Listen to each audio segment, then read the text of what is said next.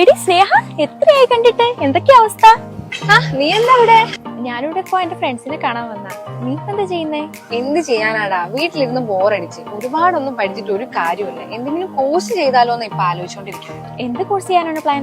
അതിന് ഞാൻ അങ്ങനെ ഒന്നും തീരുമാനിച്ചിട്ടൊന്നുമില്ല. പക്ഷെ എന്തെങ്കിലും ഒരു കോഴ്സ് ചെയ്യണം, അത്രേ ഉള്ളൂ. ലക്ഷ്യബോധം ഇല്ലാതെ എന്തെങ്കിലുമൊക്കെ കോഴ്സ് ചെയ്തിട്ട് കാര്യമില്ലല്ലോ.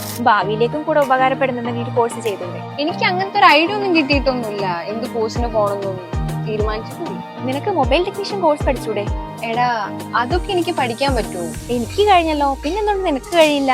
എല്ലാവർക്കും ഒരു വിചാരമുണ്ട്, ബോയ്സിന് മാത്രമേ ഈ ഒരു ഫീൽഡിലേക്ക് വരാൻ പറ്റുള്ളൂ, അവർക്ക് മാത്രമേ ഈ ഒരു കോഴ്സ് പഠിക്കാൻ പറ്റുള്ളൂ. അത് വെറുതെയാണ്. സോ ധൈര്യമായിട്ട് നീ കോഴ്സ് എടുത്തോ. ഇതിൽ നല്ലൊരു ഫ്യൂച്ചർ ഉണ്ട്. നിനക്ക് ഫിനാൻഷ്യലി ഇൻഡിപെൻഡന്റ് ആവാം. അതിന് ഈ കോഴ്സ് എവിടുന്നാ പഠിക്കുക? ഞാനൊക്കെ പഠിച്ച കേരളത്തിലെ ആദ്യത്തെ ഷീ ടെക്നീഷ്യൻ സ്ഥാപനമായ TMC നിന്നും പഠിക്കാം. അതാകുമ്പോൾ 100% പ്ലേസ്മെന്റും പ്രാക്ടിക്കൽ ഓറിയന്റഡ് ക്ലാസ്സും ലഭിക്കുന്നതാണ്.